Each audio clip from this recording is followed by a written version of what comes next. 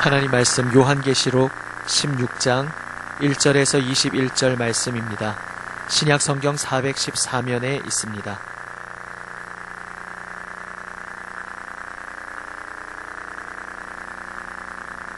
신약 성경 414면 요한계시록 16장 말씀을 교독합니다. 제가 먼저 1절을 읽습니다.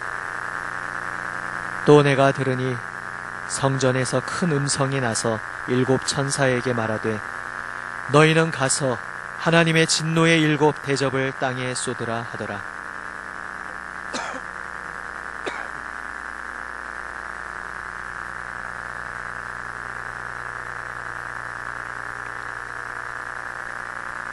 둘째 천사가 그 대접을 바다에 쏟음에 바다가 곧 죽은 자의 피같이 되니 바다 가운데 모든 생물이 죽더라.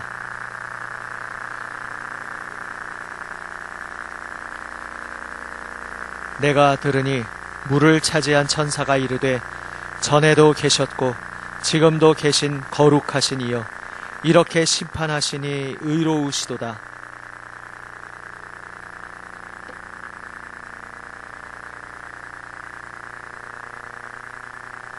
또 내가 들으니 제단이 말하기를 그러하다.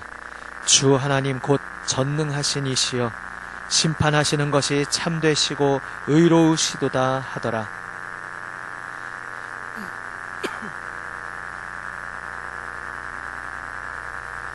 사람들이 크게 태움에 태워진지라. 이 재앙들을 행하는 권세를 가지신 하나님의 이름을 비방하며 또 회개하지 아니하고 주께 영광을 돌리지 아니하더라.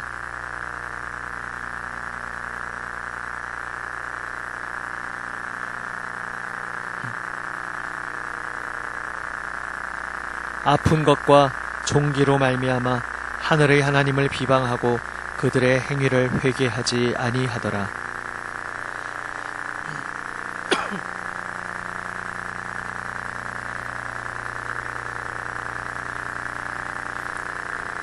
또 내가 봄에 개구리 같은 새 더러운 영이 용의 입과 짐승의 입과 거짓 선지자의 입에서 나오니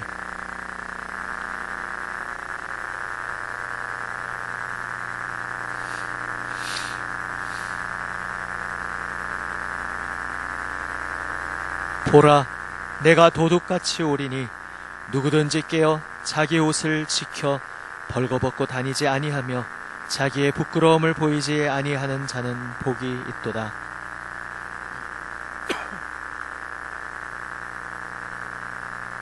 일곱째 천사가 그 대접을 공중에 쏟음에 큰 음성이 성전에서 보좌로부터 나서 이르되 되었다 하시니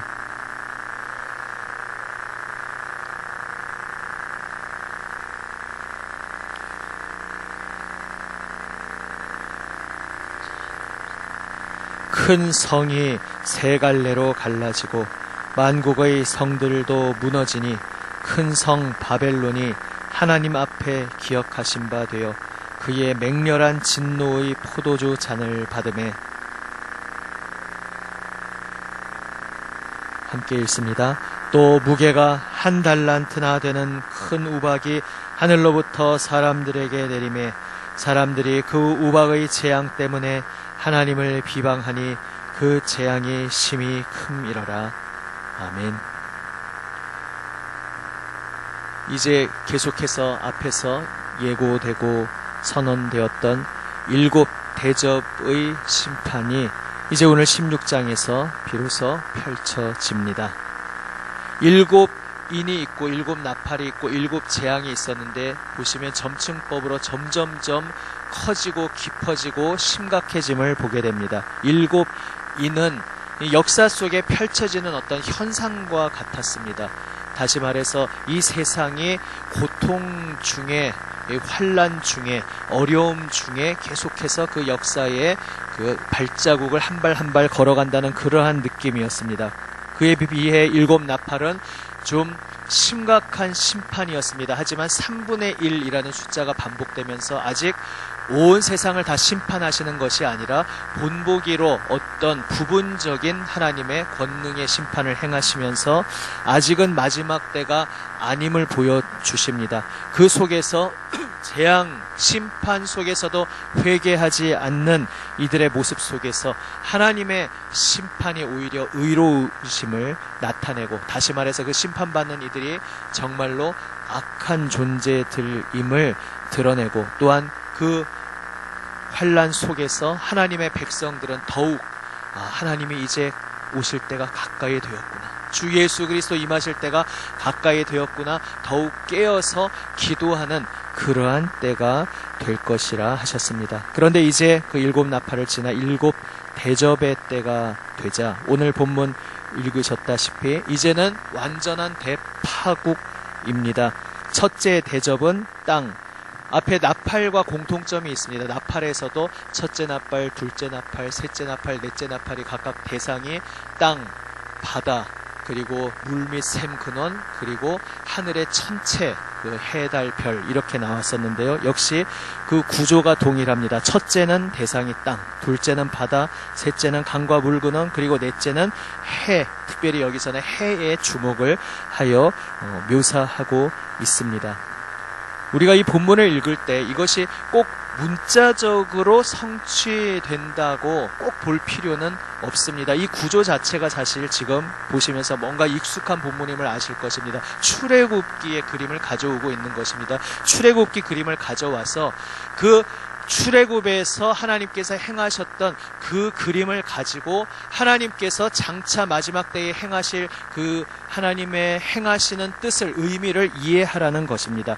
첫째, 둘째, 셋째, 넷째라고 7의 상징적인 숫자로 표현하면서 단계적으로 되지만, 예를 들어서 꼭 이 첫째, 둘째, 셋째가 그 순서대로 꼭 문자적으로 진행된다는 것은 아닐 수도 있습니다. 그리고 여기에서 묘사하는 그 모든 것들이 꼭 그대로 문자적으로 드러나는 것은 아닐 수도 있습니다. 그러나 본질을 보아야 합니다. 그 본질적으로 여기에서 강조하는 아주 중요한 사항이 무엇입니까? 첫째 대접에서 땅을 향하여 행하여지는데 짐승의 표를 받고 경배하는 자들, 그 땅에 있는 그들이 고통을 받습니다. 다시 말해서 이제 여기서는 땅 중에서도 땅에 있는 인간들이 그 대표로 등장합니다. 지금 땅에 남아있는 자들, 짐승에게 경배하고 하나님을 대적하던 땅에 있는 모든 자들이 이제 극심한 심판의 고통을 받게 된다는 것입니다. 3분의 1이 아니라 이제 모두에게 임합니다. 둘째 천사가 대접을 바다에 쏟으니 바다가 죽은 자의 피같이 되어 어떻게 된다고 나옵니까? 바다 가운데 모든 생물이 죽더라. 3분의 1이 아니라 이제는 바다가 말 그대로 죽음의 바다가 됩니다. 그러니까 지금 7 대접은 이제 그야말로 지금 마지막 심판 때를 묘사하고 있는 것입니다. 더 이상 이제 이 옛 세상, 옛 하늘, 옛 땅의 뒤는 없습니다. 지금 이제 심판받아 완전히 사라질 그 옛 세상의 그야말로 마지막 장면을 보여주고 있는 것입니다. 바닥의 모든 생물이 죽습니다. 셋째 천사는 강과 물 근원에 대접을 쏟았더니 피가 됩니다. 무슨 얘기입니까? 출애굽 그 재앙 때 보면 물이 피가 되어서 나중에 시편에서 그 출애굽 사건을 회고하면서 그들이 물을 마실 수가 없더라. 피가 됐다는 것이 그 의미가 무엇인가? 그 물을 마실 수 없더라, 이렇게 시편에서 고백하고 있습니다. 이제 더 이상 이 땅에서 사람과 모든 생물, 그 생명의 근본이 되는 물을 어디에서도 마실 곳이 없다는 완전한 철저한 멸절과 죽음을 말하는 것입니다. 특별히 여기 계시록에서는 피가 되었다는 것에 대해서 또한 중요한 의미를 부여하고 있습니다. 6절에 보시면 이 심판이 의롭다, 마땅하다라고 5절에서 말씀하시면서 6절에 보시면 그들이, 이 악인들이 성도들과 선지자들의 피를 흘렸으므로 그들에게 피를 마시게 하신 것이 합당하니이다 말하고 있습니다. 지금 땅에 남아있는 자들은 하나님의 성도들을 죽이고 피를 흘린 자들입니다. 그래서 하나님께서 그 피 흘린 자들에게 피로 갚아 주셨다는 것입니다. 생명이 되는 물을 끊어버리시고 피밖에 그들에게 더 이상 남아있지 않은 하나님께서 피로 보복하시는 모습을 보게 됩니다. 그리고 넷째 천사는 대접을 해에 쏟았더니 해가 그 세력이 극심해져서 그 태양이 이 지구상에 거하는 사람과 생명들을 뜨겁게 태워버리는 그러한 끔찍한 재앙이 일어납니다. 어떻습니까? 이 첫 번째, 두 번째, 세 번째, 네 번째, 여기에서 지금 무엇을 말하고 있는 것입니까? 도망갈 곳이 없다는 것입니다. 땅과 바다와 샘 물 근원과 천체 하늘, 어디에도 하나님을 거역하던 이들이 숨을 곳, 피할 곳, 달아날 곳이 어디에도 없고, 이 온 세상의 전면전으로 하나님께서 완전히 심판을 행하실 것을 말씀하고 있습니다. 그리하여 다섯째 대접에서 특별히 주목하는 것은 이 모든 원흉이 되었던 용의 하수인 짐승, 그 거짓 그리스도의 왕좌에 집중하고 있습니다. 이제 예수 그리스도를 조롱하고 하나님을 부인하던 그 중심에 있던 악의 세력이 어떻게 되는가, 꼼짝 못하고 고통 속에서 멸망당할 것을, 그러나 그 멸망당하여 죽어가면서도 끝까지 회개하지 않는, 그야말로 악인은 철저한 멸망으로 들어가게 된다는 것을 보여주고 있습니다. 그리고 이제 여섯째 천사의 대접의 이야기가 나오는데 갑자기 조금 분위기가 바뀝니다. 강물이 말라서 동방에서 왕들이 온다고 합니다. 그리고 13절에 보시면 새 더러운 영이 온 만국의 왕들을 미혹하여서 전쟁을 위해 소집한다는 것입니다. 그 새 더러운 영은 어디에서 나오는, 왜 숫자가 3이냐? 이제 참되신 삼위일체 하나님의 짝퉁, 거짓된 삼위일체가 나옵니다. 용과 짐승과 거짓 선지자입니다. 용은 사단, 마귀입니다. 그리고 짐승은 앞에서 보셨던 그 첫 번째 짐승, 용으로부터 모든 권세를 받아서 그 제국, 권력, 무력으로 하나님의 백성을 핍박하는 그 세력, 제국의 세력을 말합니다. 그리고 거짓 선지자는 앞에서 둘째 짐승으로 나왔던 양처럼 뿔을 가지고 있는데 그 입에서 나오는 말은 용의 말을 하는, 겉으로 보면 하나님을 믿는 자 같고 마치 성경과 비슷한 이야기를 하는 것 같은데, 기독교를 말하는 것 같은데, 그러나 사실 그 속의 실상을 보면 마귀의 말을 하고 있고 사단적인 말을 하고 있는 거짓 선지자, 거짓 교사, 그런 속이는 자를 말합니다.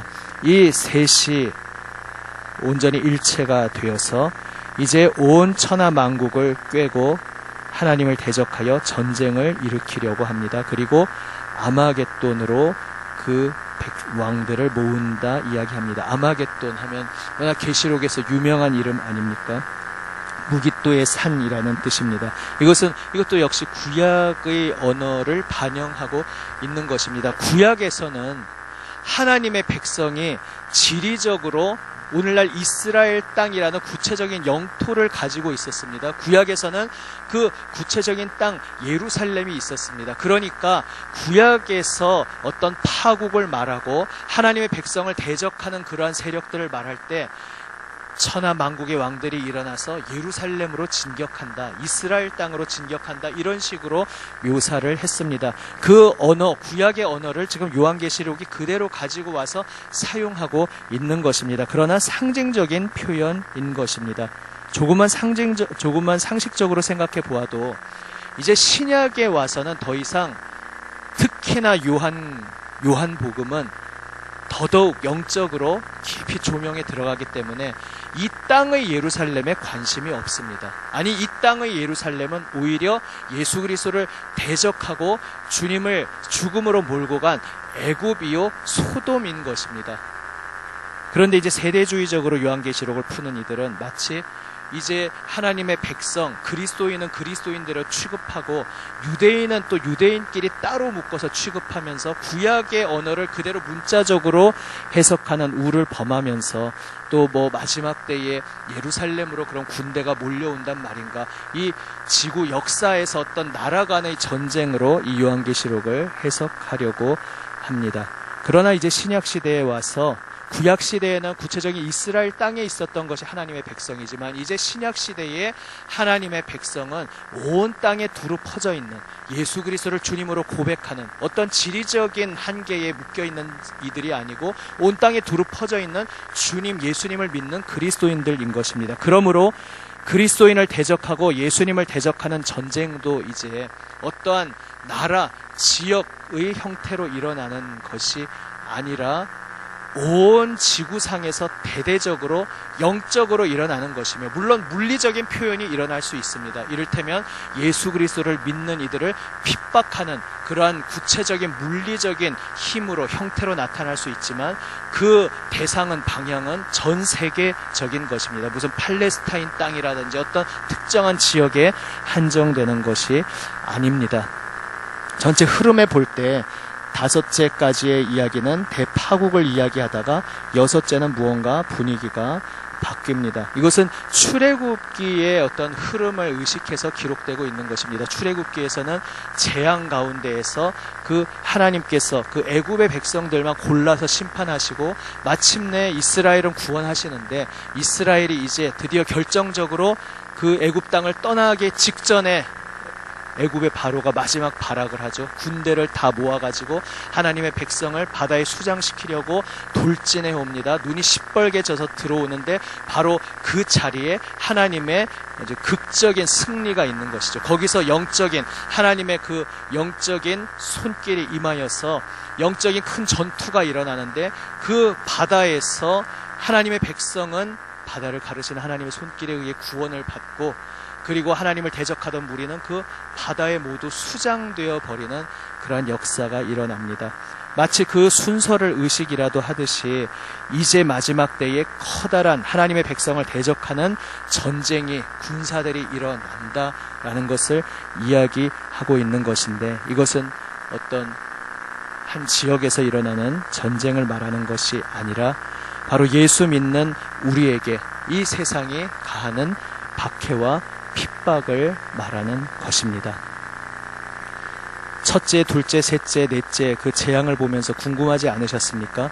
완전 대파국인데 지금 믿지 않는 짐승에게 경배한 자들에게 임하는 심판 아닙니까? 그런데 피할 곳이 없는 대파국입니다. 그러면 그리스도인들은 다 어디 간 것입니까? 이제 세대주의적으로 해석하는 그 유명한 휴거라는 말 자체가 이제 고안된 말인데, 휴거란 말은 잘 아시듯이 하나님께서 그 사랑하시는 백성을 먼저 공중으로 끌어올려 가시고 이제 끌어올려가지 않은 남은 자들을 심판하신다 하면서 그 휴거라는 개념이 나온 것인데, 휴거라는 말에 무슨 오해가 있냐 하면은 7년 혼인 잔치 이렇게 얘기하면서 따로 위로 끌어올라가서 그 7년 동안 거기서 혼인 잔치 하는 동안 그 밑에서 땅에서는 이제 큰 재앙이 일어난다, 그런 또 문자적인 7년을 이야기합니다. 요한계시록의 상징적인 것을 아주 오해한 소치입니다. 휴거가 있다면 휴거란 따로 어떤 다른 휴거가 아니라, 우리가 휴거라고 생각하는 그 휴거가 있다면 그건 어떤 휴거냐 하면, 예수 그리스도께서 재림하실 때에 살아있던 그리스도인들은 몸이 영원한 몸으로 변화되고, 또 이미 죽어서 땅에 묻혀있던 이들은 또 그 무덤에서 일어나 새 몸을 입고 공중에서 백성들을 맞이하시려고 오시는 주님을 맞이하려고 백성들이 공중에 들어 올라가서 그곳에서 주님을 만납니다. 바로 그때가 온 세상을 향한 대파국의 심판의 날이요, 하나님의 백성에게는 예수 그리스도를 다시 만나는, 재림하시는 주님을 다시 만나는 기쁨의 때인 것입니다. 그때 주님을 만나기 위해 들려 올라가는 그것을 굳이 휴거라는 말을 쓴다면 그것이 이제 휴거라고 할 수 있습니다. 그러면 지금 이 재앙 가운데 하나님의 백성들은 어디에 있는 것입니까? 우리는 지금까지의 맥락에서 그것을 알 수 있습니다. 하나님의 백성들은 짐승에게 경배하지 않음으로 인해서, 경배하지 않았으니까 어떻게 됐겠습니까? 이 땅에서 다 죽은 것입니다. 예수 믿는 자에게 그래서 인내가 필요하다는 것입니다. 이 땅에 지금은 부분적으로 전투가 일어나고 있지만 마지막 때에 결정적인 악의 세력이 결집하여 바로 그것을 지금 여섯째 대접에서 천하 만국의 왕들이 일어나서 하나님의 백성을 대적하는 그 모습에서 나옵니다. 그것은 영적으로는 이미 2000년 역사 속에서 이미 우리 모든 이 역사 속에서 일어나고 있습니다. 모든 그리스도인들이 경험하고 있는 것입니다. 2000년 역사 속에서 이미 예수 그리스도를 믿기 위해서 그 믿음을 지키기 위해서 수많은 순교의 피를 흘렸습니다. 그 모든 역사 속에서 이미 일어났고 또한 마지막 때에 결정적으로 악한 세력이 마지막으로 발악을 하며 하나님을 대적할 때에 그때에 우리 모든 믿는 이들은 예수 그리스도를 향한 믿음을 지키기 위해서 죽기까지 내 생명을 잃는 한이 있어도 죽기까지 예수님을 선택하고 따를 것이냐 아니면 이 땅에서의 내 생명을 잃는 것이 아까워서 이 땅에서의 내 삶의 터전을 잃어버리는 것이 아까워서 타협하고 굴복하고 바로 앞에 2장 3장에서 그 7교회 중에서 안타까운 모습을 이미 가지게 되었던 그 교회들의 모습처럼 괜찮아 그래 좀 우상 숭배해도 이게 우상이 아니야 여러 가지 명분과 변명거리를 만들어내면서 결국은 하지만 본질은 짐승에게 경배해버리게 된다는 것입니다. 짐승에게 경배함으로써 목숨을 부지한 자는 결국은 이 모든 악한 자들과 함께 심판을 받을 것이지만 내가 죽기까지 예수 그리스도를 따르겠다 고백한 이는 이 땅에서는 생명을 잃을지언정 주 예수 그리스도 안에서는 진정한 영원한 생명을 누리게 될 것을 요한계시록은 말씀하고 있는 것입니다. 그 시간이 우리 생애 중에 올지 아니면 생각보다 조금 뒤에 올지 우리는 알 수 없습니다. 그러나 언제가 오든지 간에 우리가 오늘 살아가는 그 하루하루의 시간이 바로 그러한 시간을 미리 연습하고 경험하는 시간이라는 것을 기억해야 하겠습니다. 이미 경험하지 않으십니까? 이 사회생활 하면서 그 사회 속에서 모든 사회의 대세의 흐름을 따르려면 계속해서 타협하고 신앙을 꺾고 굴복해야 하는 그러한 많은 유혹과 어려움이 몰려옵니다. 짐승과 거짓 선지자가 양동 공격을 합니다. 한편으로는 칼로 위협을 하고 협박을 하고 네가 말하는 그 믿음 지키려고 그렇게 끝까지 고집을 부리면 너 직장 잃어버릴 줄 알아. 네 경제적으로 불이익을 당할 줄 알아. 너 인생에 재미가 없을 줄 알아. 그렇게 한편으로는 협박으로 다가오고 또 한편으로는 야, 좋은 게 좋은 거 아니냐. 결국 착하게 살면 되는 거지. 뭘 그렇게 예수 믿는다는 거에 집착을 하면서 너무 그렇게 너무 작은 거에 매여서 너무 큰 걸 잃어버리지 마. 이렇게 여러 가지 헷갈리게 하는 속임수로 다가오면서 결국 본질은 짐승에게 경배하게 하고 악한 자에게 경배하게 하는 거짓 속임수가 우리를 미혹하는 모습으로 계속 다가오고 있습니다.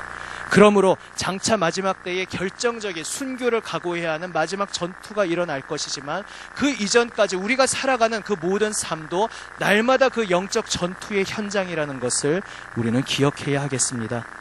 그래서 그러한 관점으로 이 본문을 읽고 보면 15절 말씀이 이해가 됩니다. 세대주의적으로 어떤 전쟁 이러한 것들을 그런 식으로 보면은 갑자기 왜 이 15절 말씀이 생뚱맞게 나왔는지 이해할 수 없지만 바로 이것이 영적 전투를 말하는 것이며 또 마지막에 결전의 전투를 대비하는 그러나 우리가 오늘 하루하루를 맞이하고 있는 그 모든 날이 그 영적 전투의 날임을 본다면 15절 말씀은 우리에게 매우 중요한 의미가 있습니다. 15절 말씀을 함께 읽습니다. 15절입니다.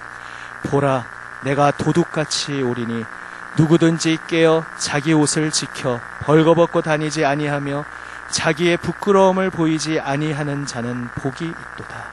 아멘. 겉으로는 다 예수 믿는 사람 기독교인이 다 그 사람이 그 사람 같을지 모르지만 하나님이 보실 때는 두 부류로 나뉜다는 것입니다. 벌거벗어서 수치를 드러내는 자와 자기 옷을 잃어버리지 않고 잘 지켜서 수치가 드러나지 않는 자 두 부류로 나뉘어집니다. 수치가 드러나고 벌거벗은 자는 누구입니까? 입술로는 나는 예수님을 믿습니다라고 말하지만 결국 행동으로 부인하는 자, 결국 짐승에게 굴복하고 경배하는 자. 오늘 우리에게 밀려드는 이 거대한 제국의 권세 앞에 이 세속주의의 권세 앞에, 이 물질주의, 물신주의, 돈을 숭배하도록, 권력을 숭배하도록 다가오는 그 모든 것에, 때로는 협박, 두려움 때문에, 때로는 유혹에 굴복하여서 넘어지는 그러한 이들이 부끄러움에 자기 수치를 드러내는 사람들입니다. 왜 황제 숭배를 로마 시대에 했겠습니까? 그 로마 시대에 황제 숭배를 하게 된 것이 꼭 황제가 칼 들고 너 황제 숭배 안 하면 죽어 이래서만 숭배했겠습니까? 황제 그 으리으리한 빛나는 금빛 옷을 입고 거대한 군대를 거느리고 한마디로 세상을 호령하는 그 황제와 그 휘하의 찬란한 군대를, 그 현장을 목격했다고 생각해 보십시오. 거기에 그냥 사람들이 감동되는 겁니다. 가까운 20세기에도 이제 새벽에 독일과 우리 한국 교회를 빗대어서 말씀드렸지만, 특히 독일에서는 그 히틀러의 등장에 대해서 당시의 경제적인 큰 불황으로 고통받고 있는 독일 민족이 열광적으로 그를 맞이하였습니다. 우리의 이 모든 가난과 이 절망의 수렁에서 우리를 건져주실 우리의 구원자, 유능한 지도자, 저분이 우리 독일을 온 세계 위에 우뚝 세울 것이다. 독일 민족의 대부분이 열광적으로 그를 추앙하며 환영하였습니다. 그것이 독일과 히틀러의 일뿐이겠습니까? 오늘 우리의 삶의 자리에서도 일어날 수 있습니다. 가장 가깝게는 우리가 교회가, 하나님의 백성인 교회가 잘 되어야 하겠죠. 그런데 교회 부흥이라는 이름으로 진정한 부흥의 본질은 어느새 놓쳐버리고, 우리가 하나님 믿고 열심히 으쌰으쌰 잘하면서 물질적으로 커지고 무언가 자본도 많아지고, 그래서 세상에서 무언가 많은 일도 할 수 있고, 그럴듯한 말 같은데 그 하나하나 껍질이 씌워지면서 결국은 점점 믿음의 본질과는 멀어지고, 하나님의 교회, 그리스도의 십자가의 길을 따르는 진정한 교회가 아니라 제국, 로마 제국의 짝퉁이 되어서 그 로마 제국, 거대한 제국을 사모하고 그 제국처럼 되기를 원하며 그 모양새를 따라가는 거짓 교회가 이 시대에도 얼마든지 등장할 수 있다는 것입니다. 우리의 일상생활 개인적으로도 적용할 수 있습니다. 예를 들어 목사인 저는 제가 이렇게 말씀을 선포하는 데 있어서 내가 이렇게 이런 걸 전하고 이런 식으로 이렇게 사역하면은 사람들이 나에게 유능한 목사라고 하겠지, 내가 인정받겠지, 여기에 관심이 가기 시작하면은 그것은 바로 용의 길, 짐승의 길, 둘째 짐승 거짓 선지자의 길을 가는 것입니다. 진정으로 예수 그리스도를 사랑하고 예수 그리스도의 진리의 복음이 한 사람 한 사람에게 전파되기를 사모하며 그것을 목적으로 나아갈 때에 예수 그리스도 십자가의 길을 진정으로 따를 수 있는 것입니다. 여러분들의 삶의 자리에 한번 적용해 보시기를 바랍니다. 비슷한데 완전히 다를 수 있습니다. 앞에 서서 설교하는 목사의 모습은 비슷한데 그 속이 완전히 다른 방향일 수 있습니다. 모든 성도들이 가정과 일터와 모든 삶의 자리에서 마찬가지일 수 있습니다. 깨어서 옷을 지켜야 합니다. 깨어서 말씀과 기도 가운데 깨어서 진정으로 겉모습만 무늬만 그리스도인이 아니라 세상의 어떤 거짓말에 속지 아니하고 위협 앞에 굴복하지 아니하고 내가 이걸 좀 타협하지 않으면 내가 큰 손해를 보는데 이번 한 번만 좀 하나님 봐주세요. 내가 하나하나 무너지고 굴복하게 될수록 우리는 점점 반대 방향으로 갈 수 있다는 것을 우리는 경각심을 가지고 기억해야 합니다. 그러나 주님께서 이 말씀을 주시는데 기본적으로 우리에게 소망이 있음을 기억하시기 원합니다. 우리에게 연약하고 우리는 아무것도 가진 것이 없으나 깨어있으라, 옷을 지키라, 내 앞에 나아오라 말씀하시는 주님 앞에 아무 힘도 능력도 없지만 그렇습니다. 제가 주님의 길을 따르겠습니다. 그저 가난하고 겸손한 마음으로 어린아이같이 주님 앞에 엎드리면 하나님께서는 그 사람에게 찾아와 주시고 그 사람을 도우시고 우리는 연약하지만 우리를 붙들어 주시고 우리를 인도하여 주신다는 것을 기억하시기를 바랍니다. 오늘 우리의 도움이 되시고 힘이 되시는 그 주님을 의지하며 잠깐의 유혹과 시련 속에 결국 굴복하여서 마지막 7 대접의 재앙의 심판에 함께 처해지는 자가 될 것인지, 아니면 이 땅에 내가 미련을 두지 아니하고 이 땅에서 모든 것을 잃을지언정, 이 땅에서 생명까지 잃을지언정 나는 예수 그리스도의 참된 진리의 길만 걷겠습니다, 그 길을 선택하여 십자가의 길을 걷고 마침내 참된 부활 생명의 영광을 누리게 될 것인지, 날마다 나의 삶의 자리에서 주 예수님의 은혜를 의지하며 참된 길을 선택하시는 저와 여러분 우리 모두가 되시기를 우리 주님의 이름으로 축원합니다. 아멘. 기도하시겠습니다. 아버지 하나님,